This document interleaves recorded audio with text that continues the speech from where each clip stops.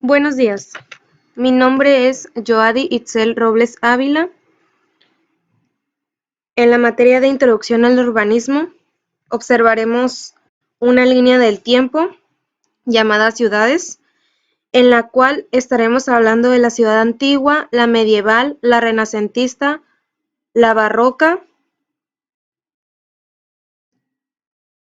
las coloniales en América, las industriales y las contemporáneas, con el fin de que miremos cómo va evolucionando el urbanismo en todas estas ciudades y cómo nos ha beneficiado a lo largo del tiempo. Ciudad antigua. Pasamos de ser nómadas a ser sedentarios. Inicia con la revolución agrícola y termina con la revolución industrial. Las mujeres se dedicaban a la agricultura, cuidados de la casa y niños, los hombres a los cultivos, la construcción y el trabajo pesado. Las antiguas ciudades en Mesopotamia, Egipto, India, Mediterráneo, Europa, China y Mesoamérica. La traza de la ciudad era reticular, de diámetro ortogonal, racionalidad geométrica, tenían un orden, la trama era irregular, alrededor de grandes ríos se situaban estas ciudades. Sus objetivos principales de la ciudad antigua eran militar defensivo y comercial.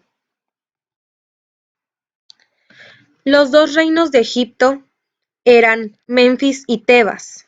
Menfis fue el primero, fue la capital, el faraón. Tebas fue la sucesión de Menfis y pues fue después. La ciudad antigua había mucha organización y se le conocía por la pirámide del faraón. Y aquí algunas imágenes de cómo se observaban las antiguas ciudades. Las primeras se caracterizaban por ser aldeas. Los primeros asentamientos fueron en Mesopotamia, la ciudad de Ur, la ciudad amurallada, ya que pues era con fines militar defensivo, los edificios religiosos, porque adoraban a los dioses, el zigurat, el palacio y el cementerio real. La ciudad medieval, medievo o medioevo, inició con la caída del Imperio Romano de Occidente en el año 476. Su final fue el descubrimiento de América, la invención de la imprenta y el fin de la Guerra de los 100 años. Económico, esclavos y feudal. Social, desaparecieron ciudad romana. Político, poder. Ideológico, cultural, eran teocéntricos. Sus características eran un estilo gótico, amuralladas, surgimiento de clases feudales y campesinos, fraccionamiento político, avance del esclavismo, artesanía y comercio. Sus patrones de urbanización eran muralla, calles, mercado, iglesias, masa de edificios y monasterios.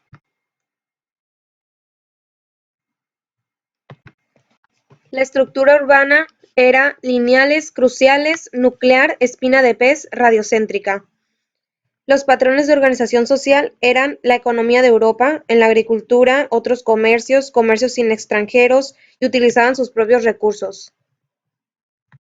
La ciudad renacentista. Sus principios eran el orden y la simetría. Este se desarrolló en dos etapas. La primera etapa, el Quattrocento, de 1420 a 1506, y la segunda etapa, el Cinquecento, de 1520 a 1530. En el Cinquecento nace el interés por las artes clásicas de Grecia y Roma, Ghiberti y sus Puertas del Paraíso en Florencia, la ciudad de Florencia, la ciudad del Renacimiento. En el urbanismo es razonable la arquitectura civil, palacios y hospitales, la arquitectura religiosa, plantas, basílicas y cúpulas. En la segunda etapa, en el urbanismo, las teorías en la arquitectura civil, nuevas tipologías, palacios, villas, teatros y bibliotecas. En la arquitectura religiosa, plantas basilicales, Roma capital del arte, y gracias a todas estas nace el manierismo. Roca. Sus artes más desarrolladas fueron la escultura y la pintura. Sus principios fueron de liberación y dinamismo. En el, en el mundo celestial, religiosos y civiles, iglesias y palacios, papas eran los mecenas, el poder del Estado y de la Iglesia. Los materiales eran piedra sillar, piedra, ladrillo, estuco, mármol de colores, bronce para ciertos elementos. Las bóvedas eran de cañón, de arista, lunetos esféricas. Las características eran plantas flexibles, curveadas, dinamismo. Se emplean de nuevo los órdenes dórico, jónico, corintio, toscano y compuesto. Los soportes con fines decorativos eran la columna salomónica y el estípite. Estilo famoso por su ornamentación. Barroca. Sus artes más desarrolladas fueron la escultura y la pintura. Sus principios fueron de liberación y dinamismo. En el, en el mundo celestial, religiosos y civiles, iglesias y palacios, papas eran los mecenas, el poder del Estado y de la Iglesia. Los materiales eran piedra sillar, piedra, ladrillo, estuco, mármol de colores, bronce para ciertos elementos. Las bóvedas eran de cañón, de arista, lunetos esféricas. Las características eran plantas flexibles, curveadas, dinamismo. Se emplean de nuevo los órdenes dórico, jónico, corintio, toscano y compuesto. Los soportes con fines decorativos eran la columna salomónica y el estípite. Estilo famoso por su ornamentación. Coloniales en América, la traza de la ciudad se caracterizaban las calles conforme a un trazado perpendicular y el centro se situaba en la plaza de armas, donde se encontraban las autoridades locales y religiosas. Su evolución fue el modelo Combino, el modelo Obadino, el modelo Antonio de Mendoza y el modelo Felipe II, el modelo Carlos III. Las categorías eran centros de administración, puertos internacionales, puertos regionales, centros marinos, centros indígenas, centros agrícolas, presidios, centros militares de frontera o centros religiosos, misiones. Las estructuras urbanas eran la plaza de armas, la catedral, el cabildo y la fortificación. Industriales. La ciudad sufre una fuerte transformación provocada por la revolución industrial, comprende desde el siglo XIX hasta el tercio del siglo XX. El motivo fue que aumentó la población por la llegada de numerosos inmigrantes. La urbe se divide en zonas, un centro, un ensanche y las zonas de exteriores. La introducción de nuevos materiales como el cemento, el hierro y el cristal. La ciudad industrial trajo consigo la proliferación de viviendas, haciendas para albergar a la multitud de obreros que varían del campo a la ciudad en busca de trabajo y de mejores niveles de subsistencia.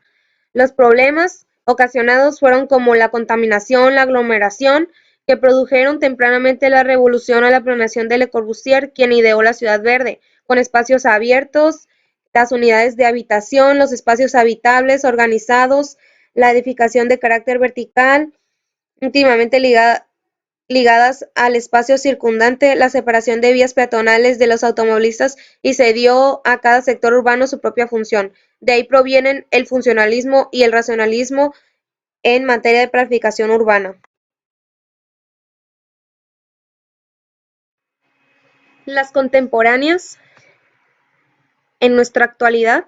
En primer lugar, las ciencias sociales, dentro de las cuales hemos destacado la sociología urbana, que ha interpretado la ciudad como una proyección de sus hábitos, la geografía urbana, que ha interpretado a los habitantes como una proyección de la ciudad, y la antropología urbana, que se ha especializado con el estudio de las comunidades concretas. Las ciudades contemporáneas son una mezcla de varios trazos. Entonces, creo que no hay algo que pueda definir así exactamente cómo son en sí ahora las ciudades. Pero en un inicio se planeaban las ciudades verdes, como se muestran en unas imágenes. Se planeaba que las ciudades iban a ser verdes y que no iba a haber tanta contaminación. La ciudad contemporánea nació como un gran negocio a finales del siglo XIX. Los propietarios de suelo eran auténticos depredadores, y lo escandaloso es que los primeros urbanistas les ofrecieron herramientas para organizar su festín y evitar que los espectadores se devoraran entre sí. La Carta de Atenas, la Biblia de urbanismo moderno, acabó con todo esto, dictaminando que el interés privado debía subordinarse al colectivo, o lo que es mismo, que el Estado debía tomar el mando. Se consigue urbanizando y renovando calles y plazas, ejecutando políticas sectoriales de viviendas y análisis medioambientales por barrios. Todo ello no está más que persiguiendo intereses económicos. Así es la ciudad contemporánea, persigue intereses económicos.